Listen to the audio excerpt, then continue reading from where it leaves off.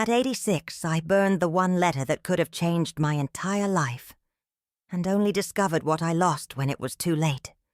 That letter held a secret that would change everything. But my anger was stronger than my curiosity. What I discovered 19 years later haunts me to this day. My name is Gloria Fern Atchison. I'm 86 years old and live in Boise, Idaho.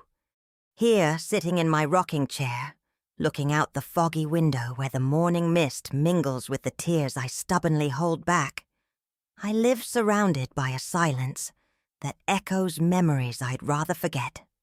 My routine is simple: tea at 7, medicine at 8, and the rest of the day spent chatting with ghosts from the past. The walls of this house hold decades of secrets, but none as heavy as the one I've carried since 1944. I was only 19 when the war took me away from this peaceful life. We needed volunteer nurses, and I, full of ideals and a desire to help, volunteered without hesitation. That's how I ended up in London, where I worked in a military hospital that received wounded soldiers from all over Europe. The hospital was a place where death and hope danced together every day. The smell of ether mingled with blood and tears. It was there, among gurneys and bandages, that I would discover love, and where I would plant the seed of my life's greatest regret. I look at my wrinkled hands today and remember the young, steady hands that tended to war wounds. That brave girl who left for London never imagined she would return carrying a pain that no medicine can cure. If you also carry secrets from your past that haunt you, subscribe to the channel.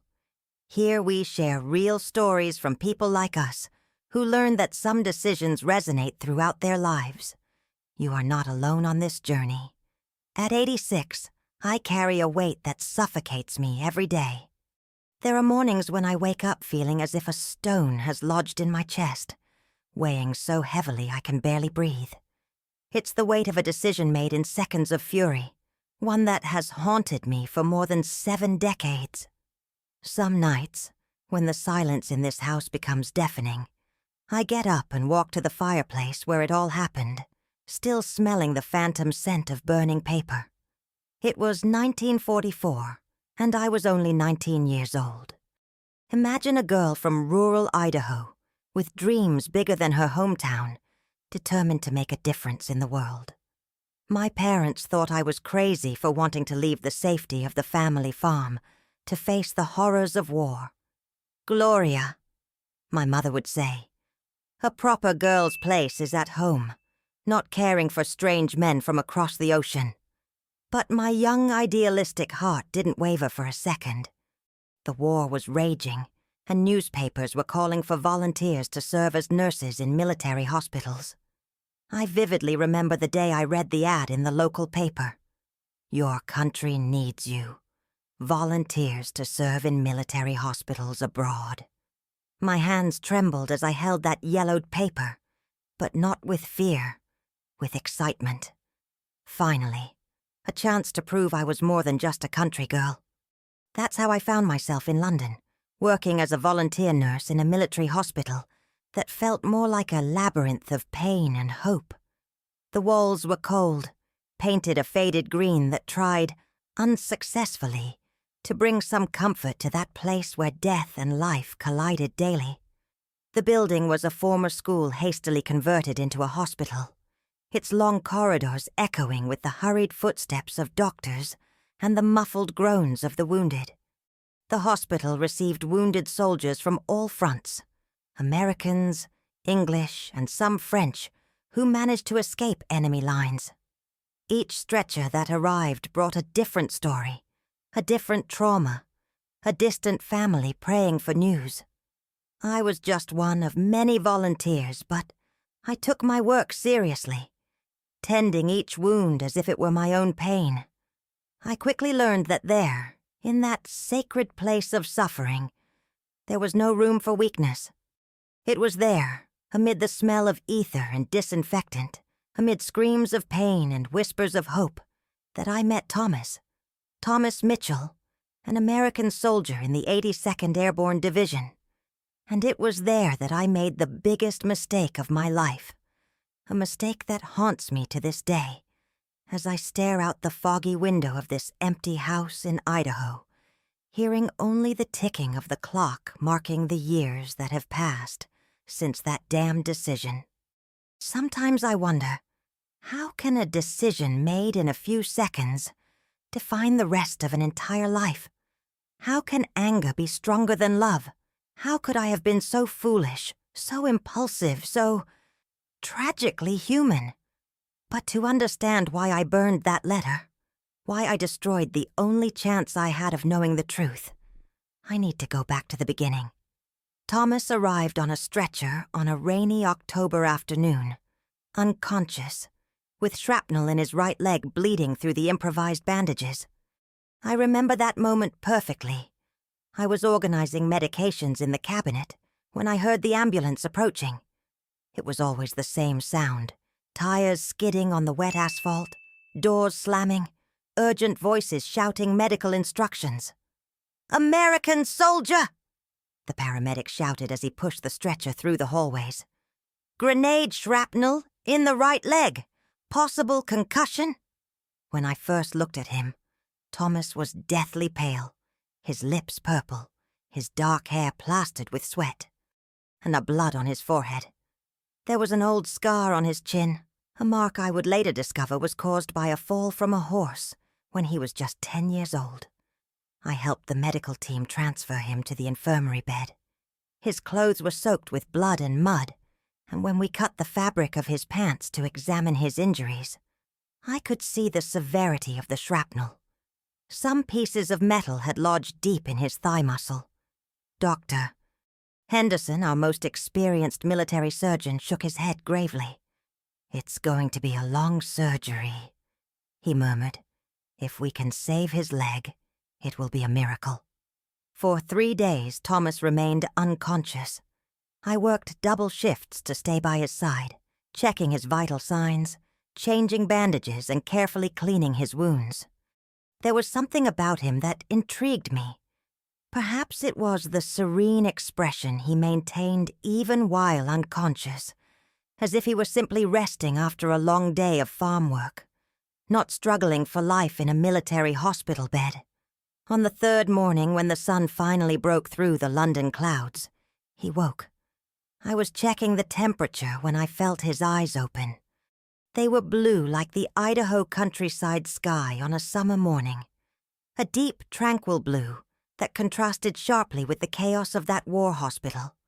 When our eyes met for the first time, I felt something I had never experienced before, an instant connection, as if two souls recognized each other after a long separation. Where am I?" he asked hoarsely, trying to move in bed. I gently placed my hand on his shoulder to reassure him. "You're safe," I replied, trying to keep my voice professional, despite my racing heart. "Military hospital in London. You were wounded in France, but you're fine now." Lie. He wasn't fine. None of us were fine in that place where death constantly lurked. "What's your name?" he asked, and there was something in his tone that made me completely forget about hospital protocols. "Gloria," I replied simply. "Gloria Atchison." "Gloria," he repeated as if testing how my name sounded in his voice. "Thank you for taking care of me, Gloria." In that moment, something changed inside me forever. It wasn't just physical attraction. It was something much deeper, more dangerous. It was as if my soul had found its place in the world, even if that place was completely forbidden to me. In those first days of caring for him, I didn't yet know I was falling in love with a married man. It was head nurse Margaret who told me, on a gray Thursday I'll never forget. I was changing Thomas's bandages, laughing at a silly joke he'd told about his hometown in Ohio, when she appeared at the ward door with that serious expression she always wore when delivering bad news. "Gloria, I need to talk to you. Now," she said, her tone brooking no question. My stomach immediately tightened. Margaret O'Brien was a tough woman, shaped by years of caring for wounded soldiers. But there was something different in her eyes now, a mixture of pity and concern that frightened me. We walked to her small office at the end of the hall, a cramped cubicle that smelled of stale coffee and musty papers. She closed the door behind us and offered me a chair, but I was too nervous to sit. "Honey," she began, choosing her words carefully, "I know you've been getting very close to Private Mitchell. It's natural. You're young, he's charming, and you've been spending a lot of time together." She paused as if gathering courage to continue. "But there are things about him you need to know." My heart started beating faster. "What kind of things?" Margaret sighed deeply and opened a drawer in her desk, pulling out a folder filled with military documents. "Thomas Mitchell is married, Gloria. He has a wife named Helen in Dayton, Ohio, and 2 young children, Michael, 4, and Sarah, just 18 months old." Her words hit me like a punch to the gut. The world around me seemed to spin, and I had to hold on to the table to keep from falling. Are you sure?" "I have his photographs here," she said, opening the folder. "We found them in his inside uniform pocket when he arrived. We always check the personal belongings of wounded soldiers." With trembling hands, I took the 3 small black and white photographs she offered me. The first showed Thomas smiling beside a delicate-looking blonde woman dressed in an elegant floral dress. She was beautiful, with kind eyes and a smile that radiated genuine happiness. The second photo showed Thomas holding a small boy on his shoulders, both of them smiling at the camera. The third was a family portrait, Thomas, Helen, the boy, and a baby in his mother's arms. Each image was a stab in my heart. This man I was falling in love with, this man who made me laugh, who talked to me about dreams and hopes, who looked at me as if I were the most important person in the world, had an entire family waiting for him across the ocean. "Why are you showing me this?" I asked, my voice breaking. "Because I've noticed how you look at him, dear. And because I know how he looks at you, too." Margaret gently touched my arm. "You two are playing with fire, and someone's going to get burned. It's usually the woman who gets hurt the most in these situations." Photos trembled in my hands. My heart shattered in that moment, fragmenting into thousands of tiny pieces that seemed impossible to put back together. But worst of all, even knowing the truth, even seeing the irrefutable proof that Thomas had a full life without me, I knew it was already too late. I was madly in love with a man who could never be mine. Even knowing the truth, I couldn't stay away from him. Even knowing Thomas was married, even carrying the weight of those photographs, burned into my memory, I couldn't pull myself away from him. It was like trying to resist gravity, a force impossible to combat. In the days following my conversation with Margaret, I tried to maintain a professional distance, but Thomas immediately noticed the change in my behavior. "Gloria, what happened?" he asked one afternoon as I was changing his bandages with mechanical movements, avoiding his gaze. "You seem different, distant." I couldn't tell him the truth, that I knew about Helen and the children. Part of me hoped he would tell me himself, that he would trust me enough to be honest about his life. But the days passed and he didn't mention his family, as if they didn't exist in that suspended universe of the military hospital. It was one night on duty, around midnight, that everything changed. I was making my final rounds when I found Thomas sitting in his wheelchair by the window of his ward, looking out over the hospital's inner courtyard. Moonlight filtered through the trees, creating dancing shadows on the ground. "Can't sleep?" I asked quietly, so as not to wake the other patients. "I never sleep well in hospitals," he replied without turning around. "Too many strange sounds, too many bad memories." He paused. "And you? Shouldn't you be resting?" "Night shift," I explained, approaching him. "Someone needs to watch you both during the night." That's when he turned to look at me, his blue eyes looking even deeper in the soft moonlight. "Gloria, you saved my life, not just medically. You brought me back to life when I was lost in the darkness." His words touched me deeply, and before I could stop myself, I was sitting in the chair by the window, talking to him about things I'd never shared with anyone. I talked about my dreams of studying medicine, how trapped I felt in the small town where I grew up, and my fears and hopes for the future. He, in turn, told me about his family's farm in Ohio, about growing up tending horses and growing crops. He described the golden mornings in the fields, the smell of the earth after the rain, the sound of birds singing at dawn. He spoke of his dreams of traveling the world when the war ended, of seeing places he'd only known through books. From that night on, our garden gatherings became a sacred ritual. Every night after midnight, when the hospital finally fell silent, we would meet by the window, or, weather permitting, in the small indoor garden that had survived the London bombings. For 6 precious weeks, those meetings were my refuge. We talked about literature. We discovered we both loved Dickens and Jane Austen. He recited excerpts from poems he'd memorized in school, and I shared stories my grandmother used to tell about the early settlers of the American West. We never touched beyond an occasional handshake or an accidental brush when I adjusted his wheelchair. But every word exchanged was a forbidden caress, every shared glance more intimate than any physical contact. We were building an emotional connection so deep it felt dangerous, as if we were walking on the edge of a cliff. He never mentioned Helen or the children, and I never asked. In those stolen hours of the early morning, we existed in a world apart, where there was no war, no responsibilities, no broken hearts waiting in Ohio. Then came the news that would change everything. The news came one November morning, like a bolt from the blue. I was preparing medications when Dr.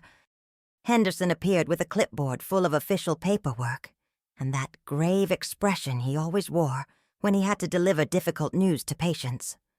"Mitchell," he said, approaching Thomas's bed, "I have news about your medical discharge." My heart leaped. For weeks I had grown accustomed to the routine of having Thomas there, safe within those hospital walls. I knew he would leave one day. All soldiers eventually did. But I had allowed myself to live in the illusion that that moment was far away. "Your leg is recovering better than we expected," the doctor continued, examining the papers.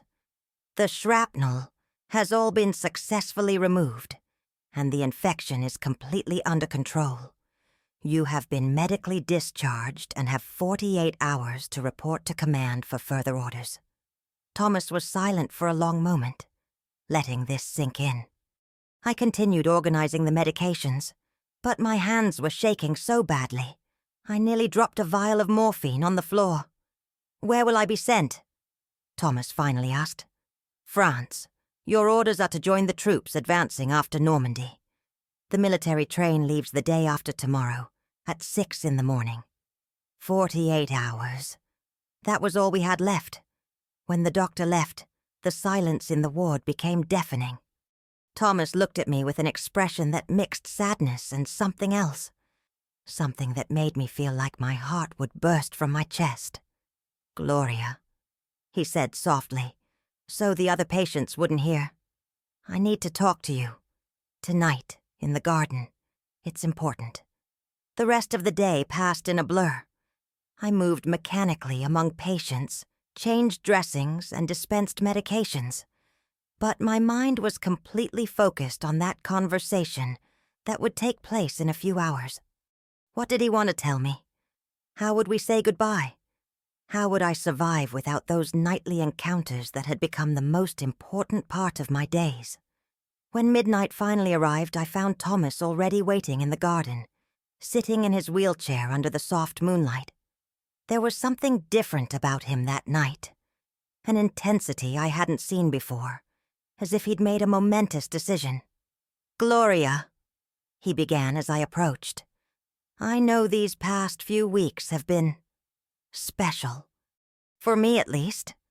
His voice was deeper than usual. You've become the most important person in my life. My heart raced. These were the words I had dreamed of hearing, but also the ones I had dreaded most, because I knew they were loaded with goodbyes. Thomas, I began, but he gently interrupted me. Let me finish, please. He reached out his hand to me, and for the first time in all these weeks, I took it. His fingers were warm and strong, and I felt a jolt of electricity run through my entire body. Gloria, you are the woman I should have hoped to find. The words left her mouth like a whisper laden with meaning. They weren't just parting words. They were a confession, an acknowledgement that what had grown between us was real and profound, even if impossible. That night, under the London stars, with my hand in his, I knew I was living the most important and most painful moment of my life. That's when he gave me something that I would keep for decades. With our hands still intertwined under the moonlight, Thomas looked into my eyes with an intensity that made me shiver. It was as if he were trying to memorize every detail of my face, as if he wanted to forever engrave that moment in his memory. Gloria, he said, gently releasing my hand to reach into the inside pocket of his hospital gown. I have something for you. Something very important. He withdrew a white envelope, carefully sealed with red wax. My name was written on the front in his elegant handwriting, a script I'd only seen in his medical notes, but which now seemed charged with intimate meaning. What is this? I asked, hesitating to take the envelope. It's a letter, he replied, placing the envelope in my hands. The paper was thick, good quality, and I felt the weight of several folded pages inside. I wrote everything I couldn't say in person. Everything I feel, everything I think about us, about this time we spent together. My fingers trembled as I touched the wax seal. Thomas, No. He interrupted me gently. I'm not finished yet. His voice grew more serious, more solemn. I need you to make me a very important promise, Gloria, a sacred promise. I looked at him, waiting. If I don't come back from this war, he continued, if something happens to me back in France, I want you to open this letter and read every word. But, he paused meaningfully, holding my gaze. If I come back, if I survive and return to London, I want you to return this letter to me unopened, without reading a single word. But why? I asked, confused. If you wrote it to me, why can't I read it? Thomas sighed deeply, as if carrying a huge weight on his shoulders. Because some truths are only meant to be known when there's no turning back. Because some words can change everything forever, and I need to know if I'll have the chance to say these things in person before you read them. There was something in his voice that both frightened and intrigued me. What truths were written in those pages? What words were so powerful they should only be known in the event of death? You promise? He insisted, covering my hands with his as I held the letter. Promise you'll only open it if I don't come back? I stared at the envelope in my hands, feeling the weight of those unread pages. It was like holding a living, breathing secret, full of possibilities and mysteries. A part of me wanted to rip the seal right then and there and devour every word. But there was something about Thomas's seriousness, the importance he placed on that promise, that made me hesitate. I promise, I finally whispered. If you come back, I'll return the letter unopened. If you don't come back, my voice trailed off for a moment. If you don't come back, I'll read every word. Thomas smiled then, a sad but relieved smile, as if a great weight had been lifted from his shoulders. He leaned forward and for the first and last time gently kissed my forehead. It was a chaste, respectful kiss, but filled with so much love and goodbye that I felt tears well up in my eyes. "Thank you," he murmured against my skin. "Thank you for everything, Gloria.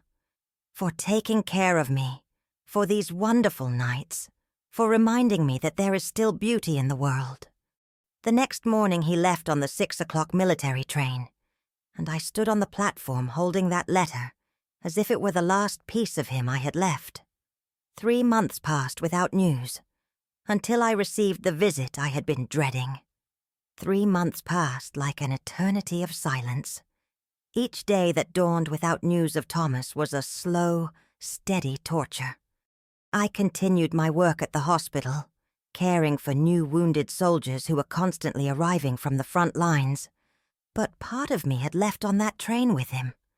The letter remained tucked away in the drawer of my small dresser in the volunteers' quarters. Every night before bed, I would touch it through the sealed envelope, feeling the weight of those unread pages. Sometimes I would even place my finger under the wax seal, tempted to break my promise. But I always remembered Thomas's words and the sacred commitment I had made. It was a rainy February afternoon when Corporal Williams showed up at the hospital. I was in the infirmary, helping a young French soldier change his arm bandages, when one of the volunteers came to call me. "Gloria, there's an American soldier at the front desk asking for you. He says he's a friend of Thomas Mitchell." My heart stopped for a second, then raced wildly. I dropped everything I was doing and ran through the halls to the reception desk, where I found a tall, red-haired man, still wearing his dirty battle uniform, with green eyes that seemed to carry the weight of 1,000 wars. "Miss Atchison?" he asked, removing his helmet as he saw me approaching. "I'm Corporal Daniel Williams, 82nd Airborne Division. I served with Thomas Mitchell." The way he said it in the past tense, "servy," made me feel like the ground was disappearing from under my feet. "Yes, it's me. Have you heard from Thomas?" Corporal Williams looked around, noticing the hustle and bustle of the hospital, and gestured to a more private area at the end of the hallway. "May we speak in private?" We walked in silence to a small room where the volunteers used to rest. He closed the door behind us and, for a moment that felt like an eternity, just stared at me with an expression of profound sadness. "Miss, I'm so sorry to have to break this news to you," he began, his voice breaking. Thomas didn't make it." The words tumbled from his mouth like bullets, each one hitting me with devastating force. The world around me began to spin, and I had to hold on to the wall to keep from falling. What happened?" I managed to whisper. "It was near Normandy, 3 weeks ago," he continued, clearly struggling to maintain his composure. "Our unit was ambushed by the Germans during a reconnaissance mission. Thomas, he died instantly, miss. He didn't suffer." Tears began streaming down my face without me even realizing it. Corporal Williams seemed genuinely moved, as if Thomas's death had deeply affected him as well. "He talked about you a lot," he said, trying to offer me some comfort. "In the last few days before the mission, he kept talking about a special nurse he'd met in London. He said you'd saved his life in every way possible." Each word was like a dagger to my heart. Thomas was dead. The man who had shown me what true love was, who had filled my nights with conversations and dreams, who had given me a letter full of secrets. He was dead. Was there anything else he wanted me to know? I asked through sobs. Corporal Williams hesitated for a moment, as if deciding whether to say anything else. He asked me to find you if anything happened. He said you'd know what to do. At that moment, I thought of the letter I now had the right and the obligation to read, the letter that held his last words for me. But there was something Corporal Williams didn't tell me that day. 2 weeks passed like a hazy nightmare after Corporal Williams's visit. I functioned like an automaton, fulfilling my hospital duties during the day. But at night I sat in bed for hours, staring at the sealed letter I now had the right to open. Even with Thomas dead, I hesitated. It was as if opening that envelope would make his death definitively real. On those sleepless nights, I would walk the destroyed streets of London, trying to process the grief that seemed too great to contain. It was during one of these walks that fate led me to the Red Lion, a pub frequented by American soldiers on leave in the city. I hadn't intended to go in. I never frequented taverns, but as I passed the fogged-up window, I recognized a familiar silhouette in the dark corner of the establishment.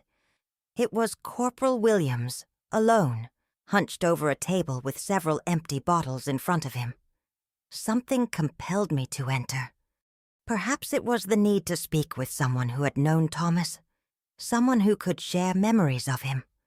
The room was smoky and noisy, full of soldiers trying to forget the horrors of war. But my eyes were fixed solely on Williams. As I approached his table, I noticed he was visibly drunk. His red eyes focused on me with difficulty, and for a moment he didn't seem to recognize me. "Corporal Williams," I said softly. "I'm Gloria Atchison. You came to the hospital 2 weeks ago." "Gloria," he murmured, and then something strange happened. His face contorted into an expression of guilt and anguish that alarmed me. "Oh, God. Gloria, is everything okay?" I asked, sitting in the chair across from him. "You seem upset." He took another sip of whiskey and stared at me for a long moment, as if waging an internal battle. His hands were shaking, and it wasn't just from the alcohol. "I can't," he began, shaking his head. "I promised. But it's unfair. It's very unfair to you." "What are you talking about?" I asked, feeling a strange chill spread through my stomach. Williams drank again, as if he needed liquid courage to continue. Thomas shouldn't have made me lie to you." My heart stopped. "Lying? About what?" "He's not dead, Gloria." The words tumbled from her mouth like a forced confession. "Thomas is alive." The world around me seemed to crumble. I gripped the table tightly, feeling like I might faint. "What did you say?" "He's alive," Williams repeated, now weeping openly. "Wounded, yes. Very badly injured. He's in a military hospital in France, but he's alive. I lied to you because he asked me to." "Why?" My voice came out as a choked scream. "Why would he do that? Why would you lie about something so terrible?" Williams wiped his eyes with the back of his dirty hand. Because he decided to go back to his wife. He said he couldn't keep living a lie, that he had a family waiting for him in Ohio." He paused painfully. "He asked me to tell you he died so you could move on." "Tell her I died so she could move on," were his exact words. Each word was like a gunshot to my chest. Thomas wasn't dead. He had chosen to abandon me. He'd decided his family was more important than what existed between us, and he'd made me believe he was dead so I wouldn't try to find him. "He used me," I whispered, more to myself than to Williams. "He made me believe I loved him, and then he discarded me, as if I meant nothing." It was as if all the pain of loss had instantly transformed into pure, burning rage that burned through my veins like liquid fire. The reason for the lie broke my heart even more. The truth that spilled from Corporal Williams's drunken mouth was far worse than I could have imagined. It wasn't just that Thomas had lied about his death. It was the calculated coldness behind that lie that tore me apart. "Tell me everything," I demanded, my voice shaking with an anger I had never felt before. "I want to know every detail of what happened." Williams shook his head, clearly regretting what he had said, but it was too late to take it back. The alcohol had loosened his tongue, and the guilt he carried needed to be released. "It was after the ambush," he began, avoiding my gaze. "Thomas was hit by shrapnel in the same leg that had been wounded earlier, but he was also shot in the shoulder. He was unconscious for 2 days. When he woke up in the military hospital in Reims, the first thing he asked about was you. My heart clenched with a mixture of hope and pain. At least he had thought of me. But then, Williams continued, he got a letter from home. From Helen, his wife. She was desperate, saying how much the children missed him, that Michael, the boy, asked every day when Daddy would come back. She said she needed him, that she couldn't cope anymore. Each word was like salt in an open wound. I'd known about Helen and the children all along, but knowing they'd actively interfered in our story made it all the more painful. Thomas stared at that letter for hours, Williams continued. Then he called me aside. He said he had made a terrible mistake, that he had gotten carried away by the emotions of war, but that now he needed to do the right thing. The right thing? I repeated, my voice thick with bitterness. He said you were young, beautiful, and deserved a man who could devote himself completely to you. That he already had a life built, responsibilities, children who depended on him. Williams paused, clearly uncomfortable. He said what you had was just a wartime dream. Something beautiful but impossible. Just a war dream. The words hit me with the force of a hammer. Everything we had shared, all those magical nights in the hospital garden, all the confidences, all the loving glances. For him, it was nothing more than a temporary dream. And then he asked me to lie, Williams continued, his voice growing thicker. He said, Williams, you need to go to London and tell Gloria I died. Tell her I died in an ambush. That it was quick. That I didn't suffer. It's better this way.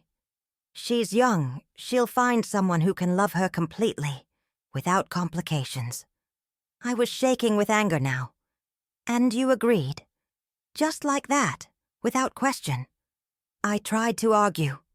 He defended himself. I said it was cruel, that you deserved to know the truth. But Thomas was determined. He said it was the only way for you to move on, that if you knew he was alive, you would never be able to let go of that love. So he decided for me, I whispered, anger giving way to a deep, gnawing sadness. He decided I was too weak to make my own choices, that I needed to be protected from the truth. Thomas had treated me like a naive child who needed to be shielded from reality. He hadn't trusted me to make mature decisions about my own heart. Instead of having the courage to face me and explain his reasons, he had chosen the cowardly path of lying. I was just a war dream to him, I muttered, mostly to myself. A temporary distraction from his real responsibilities. It was in that moment of pain and anger that I made the decision that haunts me to this day. I left that pub a completely different person than when I had entered. The pain of loss had transformed into something far more dangerous. A burning rage that burned every fiber of my being. I walked the dark streets of London like a furious sleepwalker. Corporal Williams's words echoing in my mind like a poisonous mantra. Just a war dream. For her to move on. Something beautiful but impossible. When I arrived at the small room I shared with 2 other volunteers, they were already asleep. I lit a candle and sat on the edge of the bed, staring at the drawer where I kept the letter. That letter I had protected like a sacred treasure, that I had carried like a relic of love, now seemed to stare back at me mockingly. With trembling hands, I opened the drawer and took out the envelope. The red wax seal was intact, my name still written in that elegant script that had once made my heart race. Now those letters seemed like a cruel joke. If he wants me to believe he's dead, I muttered to myself, feeling the anger rise in my chest like a wild beast. Then let him die for real for me. I stood up abruptly, still clutching the letter, and went downstairs to the dorm's common room. There was a small fireplace there, where we sometimes built a fire to warm ourselves on colder London nights. That night, even though it wasn't cold. I needed the flames. I lit the fire with mechanical movements, watching the small flames grow and dance in the darkness. The sound of the paper crackling in the fireplace would be the perfect soundtrack to what I was about to do. I held the letter to the flames, feeling the heat touch my fingers. For a moment, I hesitated. A small voice in the back of my mind whispered that perhaps I was being hasty, that perhaps I should read the letter before destroying it. But anger was stronger than reason. "He lied," he said aloud to the flames. "He made me believe he was dead so I would move on. So I will move on, without his lies, without his empty words, without his pathetic excuses." And then, in a move that would define the rest of my life, I threw the letter into the fireplace. I watched, mesmerized, as the flames licked at the white envelope. The red wax seal melted first, dripping like blood over the edges of the paper. Then the flames consumed my name written on the front, causing each letter to disappear into gray smoke. The fire spread quickly through the envelope, and soon I could see the edges of the inner pages beginning to blacken and curl. Pages and pages of words Thomas had written to me, words he considered so important they should only be read but if he died, were being devoured by the flames. For a terrible moment, I felt a desperate urge to thrust my hand into the fire and try to salvage some fragment, anything that could be read. But it was too late. The flames were ravenous, quickly consuming every word, every sentence, every secret Thomas had entrusted to those pages. Within minutes, there was nothing left but black ash floating in the fireplace. Thomas's last words to me had turned to dust and smoke, carried up the chimney into the dark London sky. I stood there for a long time, staring at the ashes, feeling a strange mixture of satisfaction and horror at what I had done. I had avenged his betrayal. I had burned his lies along with his truths. But deep in my heart, a seed of doubt was already growing that would haunt me for years to come. In the following years, I tried to forget, but curiosity gnawed at me. The years that followed were a desperate attempt to build a normal life atop the rubble of my broken heart. I returned to Idaho in 1945, when the war finally ended, carrying with me only a suitcase of clothes and a secret I swore never to tell anyone. My parents welcomed me back as if I were a war heroine, proud of their daughter who had served in the London military hospitals. They noticed I was different, quieter, more reserved, but attributed it to the traumatic experiences I must have had caring for wounded soldiers. If only they had known that the greatest trauma had been caused by a letter I myself had destroyed. I tried to return to my former life, but it was impossible. Everything seemed too small, too insignificant after what I had experienced. Conversations about the weather and the harvest bored me. The young men from the city who came to court me seemed like children playing at love compared to what I had felt for Thomas. For 3 years, I lived as a ghost of the person I had once been. I worked as a nurse at the small-town hospital, but every night when I returned home, I found myself thinking about that letter. What had Thomas written? What truths lay in those pages I had turned to ash?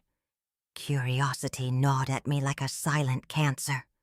It was in 1948 that I met Robert Henley, a war veteran who had returned to Idaho to manage the family farm. Robert was a good man, kind, hard-working, respectful. He had served in the Pacific and bore his own battle scars, which created an unspoken connection between us. He never asked about my past, and I never asked about his.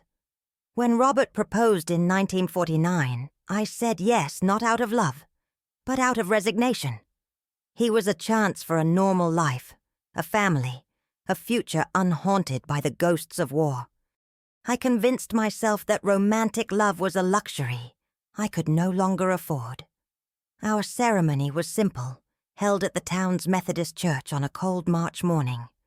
When the pastor asked if I would take Robert as my husband, I hesitated for a split second before saying yes. In that moment, I thought of Thomas, wondering where he was, if he was still alive, if he ever thought of me. Robert was a devoted and kind husband.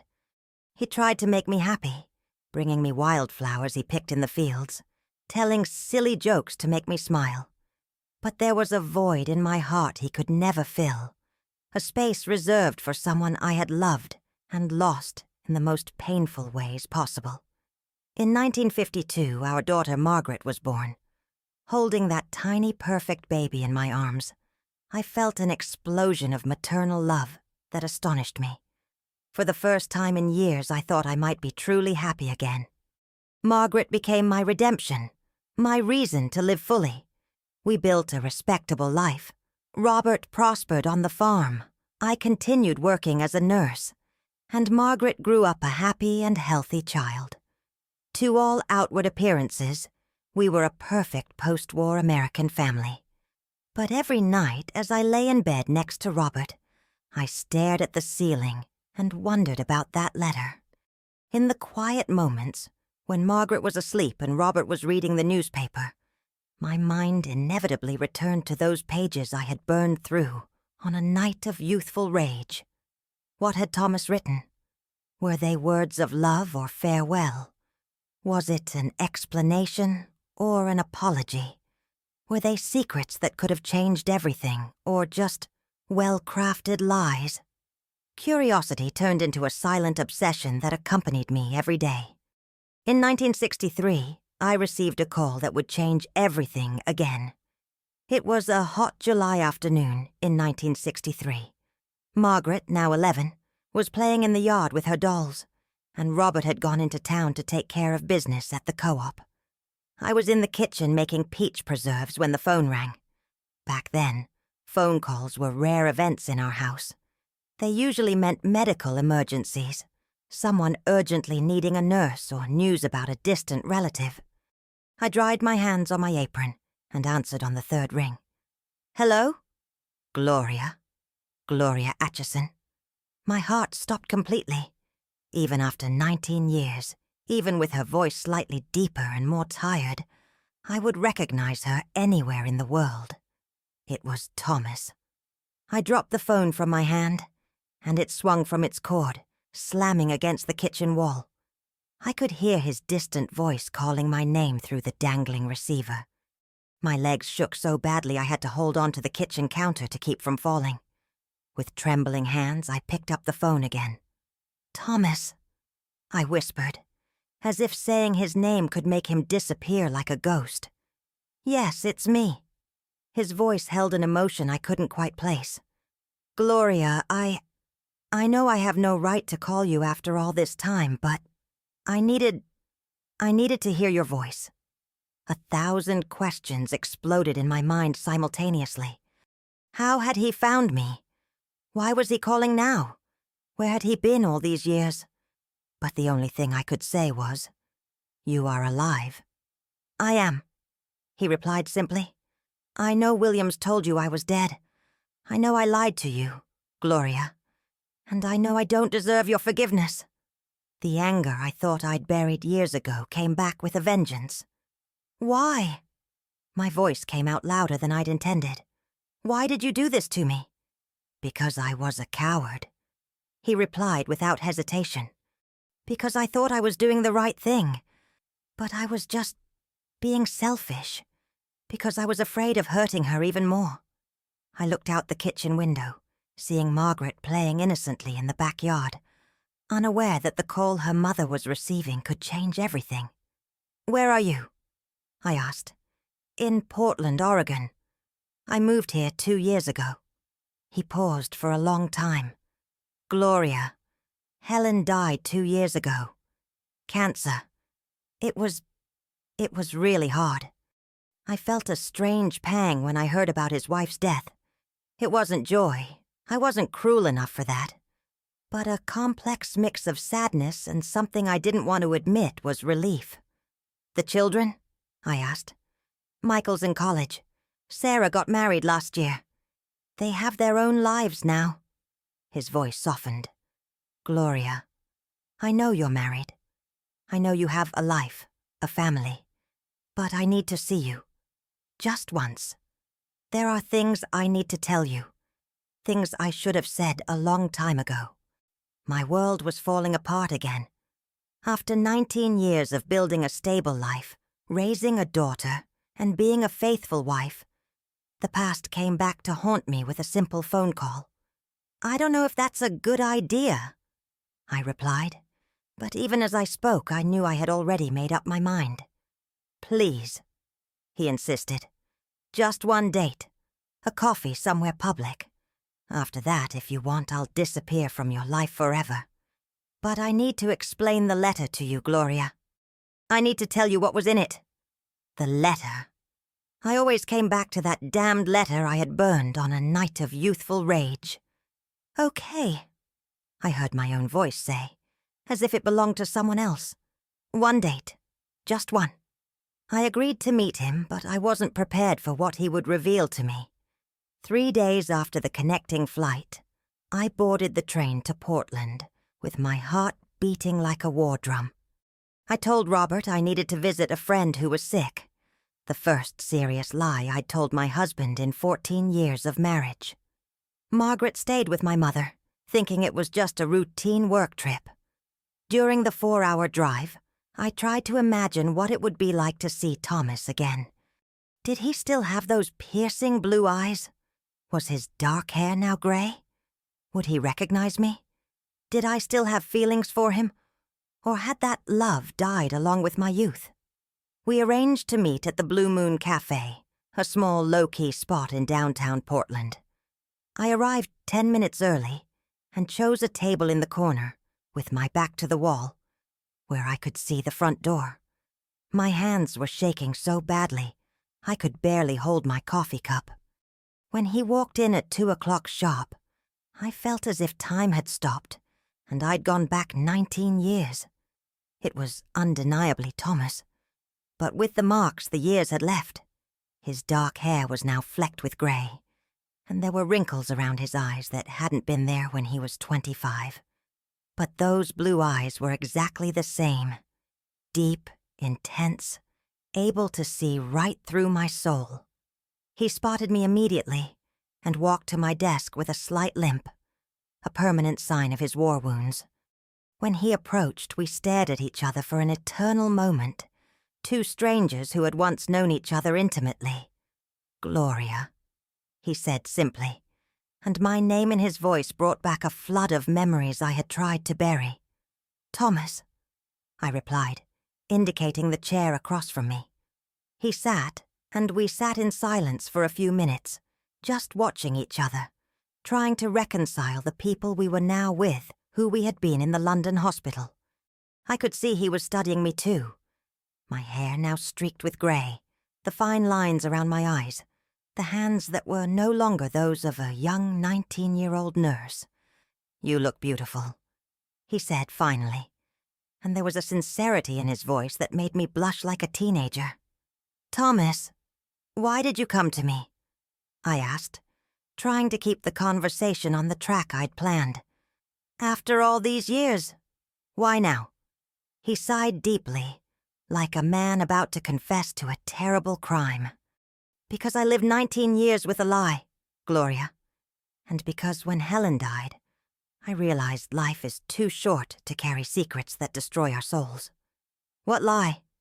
The lie I told Williams. The lie about why I asked him to tell her I was dead. Her eyes filled with tears. Gloria, I need you to know. In the letter I left with you, I confessed that I would leave my wife when the war was over. You were my future. His words hit me like a bullet to the chest. I felt as if all the oxygen had been sucked out of my coffee, as if the whole world had stopped spinning. What did you say? I whispered. The letter, Gloria. In that letter, I wrote that I had made a decision, that when the war was over, I would return to Ohio, talk honestly with Helen, ask for a divorce, and return to London to find you. He wiped his eyes with the back of his hand. I chose you. I chose our love above all else. My vision started to blur. But Williams said you'd decided to return to your family, that I was just a war dream. I lied to Williams," Thomas confessed, his voice thick with remorse. "I told him to lie because I was afraid you wouldn't wait for me. When I came back and found out you'd gotten married, I thought you'd read the letter and rejected me. I lived 19 years believing you didn't love me." His words hit me like a shot to the chest. "Are you saying that?" My voice trailed off and I had to swallow hard to continue. "Are you saying that in the letter you wrote that you chose me?" "Not only that," Thomas continued, tears now streaming freely down his face. "I wrote page after page explaining how you had changed my life. How every conversation in the hospital garden made me realize that what I had with Helen was just companionship, not true love. How you showed me what it meant to connect with someone at the soul level." Each word was like a dagger slowly being thrust into my heart. I had burned the most profound declaration of love anyone had ever written for me, and I didn't even know it. "I wrote about the plans I'd made," he continued, his voice choked with emotion. "About how I intended to return to Ohio, to talk more honestly with Helen, to explain that I'd fallen in love with someone else. About how I'd make the transition as smooth as possible for the children. About how I'd return to London to find you, and if you wanted, we'd move anywhere in the world where we could start a life together." I felt like I was slowly dying. "But then, why did you lie to Williams?" Thomas closed his eyes as if the memory were too painful to face. "Because when I woke up in that hospital in France, injured and confused, I received not one but 2 letters from home. The first was from Helen, desperate, talking about her financial difficulties, about how sick Michael was, about how she couldn't handle it all alone anymore." He paused, taking a deep breath before continuing. "The second letter was from my father. He had found out about Helen and the children's hardship, and he wrote 4 pages calling me a selfish coward. He said I had abandoned my family when they needed me most, that I was being a man without honor. So, you changed your mind?" "No," he said firmly. "Even with all the pressure, I still wanted to come back to you. But then Williams came to visit me at the hospital and casually mentioned that he'd heard from London. He said many of the American volunteers were returning home, that he'd heard you were engaged to someone." My heart stopped. "But I wasn't engaged to anyone at the time." "I know that now," Thomas said, shaking his head in despair. "But at the time, Williams was trying to cheer me up, making up stories about how we were all moving on. He had no idea that white lie would destroy everything. I began to understand the magnitude of the misunderstanding that had destroyed our lives. When Williams said you were engaged, something broke inside me." Thomas continued. "I thought you had read my letter, rejected my intentions, and chosen someone else. I thought what we experienced together hadn't meant to you what it meant to me. So you asked him to lie?" "I did," he confessed. "But not for the reason he told you. I didn't ask him to tell you I died because I wanted to return to my family. I asked him because I thought you'd rejected me, and I wanted to preserve at least your memory of me. I wanted you to remember our love as something beautiful that was cut short by war, not as something you'd consciously rejected." Tears began to stream down my face as I processed the cruel irony of the entire situation. "Thomas, I never read your letter." "What?" he asked, confused. "I never read the letter," I repeated, my voice barely above a whisper. "When Williams told me you were dead, I was devastated. But 2 weeks later I ran into him drunk in a bar, and he confessed he'd lied. He said you were alive, but that you'd chosen to return to your family. He said I was just a war dream to you." Thomas turned pale. He said what? "I was so angry, so hurt, that I went home and burned your letter unopened. I threw it in the fireplace and watched all your words turn to ash." At that moment, I realized the magnitude of what my anger had destroyed. The silence that followed my confession was deafening. Thomas looked at me with an expression of absolute horror, as if I had just told him I had murdered someone. In a sense, I had. I had murdered our future with my own hands. You burned the letter without reading it? He asked, his voice barely audible. Yes, I whispered, unable to find the strength to speak any louder. I thought you'd used me, that you'd discarded me as if I meant nothing. I was so angry, so hurt. Thomas put his hands to his face and began to cry, not silent crying, but deep sobs that came from the depths of his soul. The kind of crying of a man who had lost everything twice in his life. We were both victims of Williams's lies, he said through sobs. He told us different stories, and both destroyed our chance at happiness. I was crying now too, not just for the loss of what could have been, but for the cruel tragedy of how two people who loved each other deeply had been torn apart by a series of misunderstandings and well-intentioned lies. Thomas, if I had read that letter, I began, but he interrupted me. If you had read it, would you have waited for me? He asked, a desperate urgency in his voice. Yes, I replied without hesitation. I would have waited a lifetime if necessary. And I would have kept every promise I made in those pages, he said, holding my hands across the table.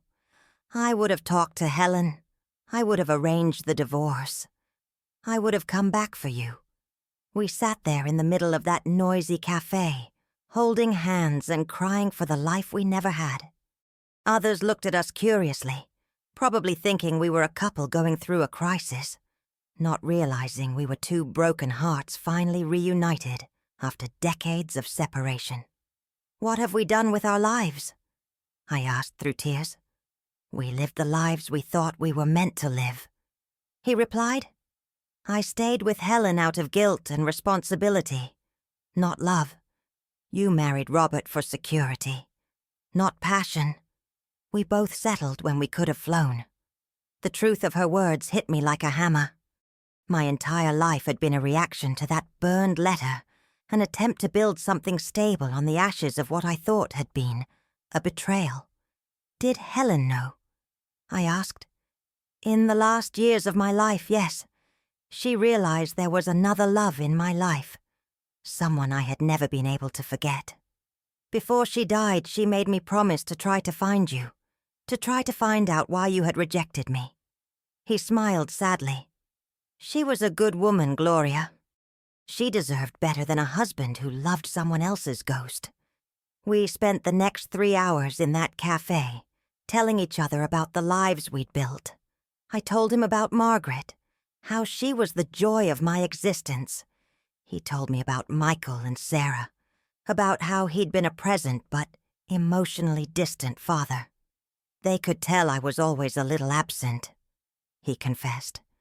Like part of me was always somewhere else, with someone else. When we finally said goodbye at the train station, we knew that would be our last meeting. Not out of anger or resentment, but because we both understood it was too late to rebuild what we had lost. We had responsibilities, people who depended on us, lives we couldn't simply abandon. Thomas died 3 years later of a heart attack. I heard the news through an obituary someone mailed me. I never found out who. During the funeral, which I watched from afar, I found myself thinking that he had taken with him the last piece of the young woman I had been. Since then, I have carried this secret alone. I never told Robert about our encounter, never revealed to Margaret that her mother had blown the chance for a completely different life in one night of youthful rage. Some decisions haunt us forever. Some unread words echo louder than all the words ever spoken. And sometimes, our own impulsiveness destroys the very things we love most.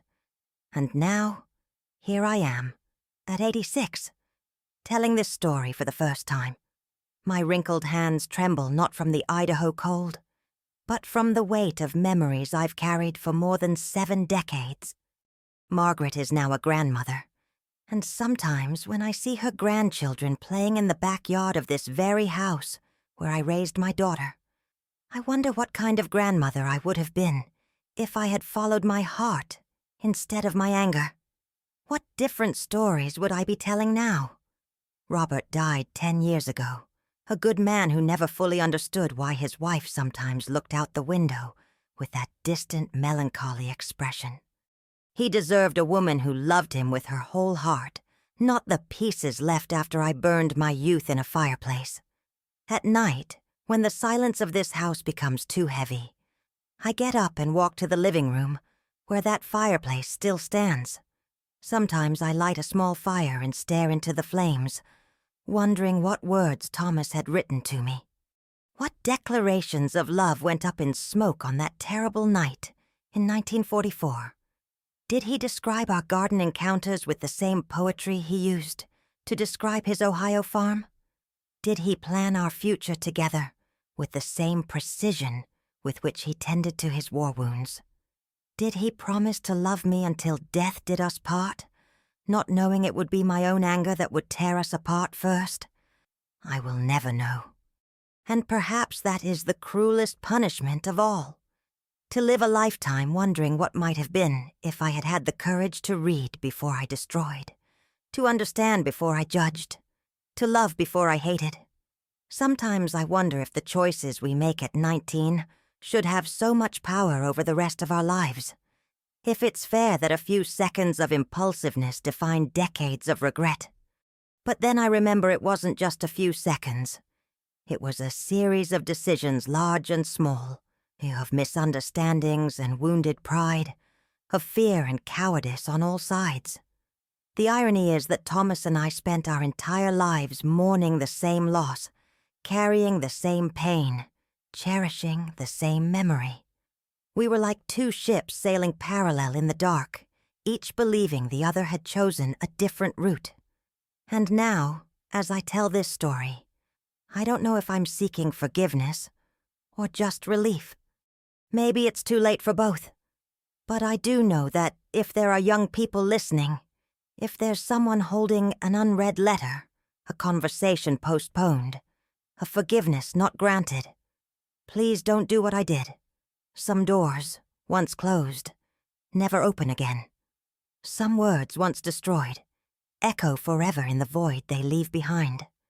If this story touched your heart, leave a comment telling us. Have you ever had an unread letter in your life? A conversation you put off? A forgiveness you didn't grant?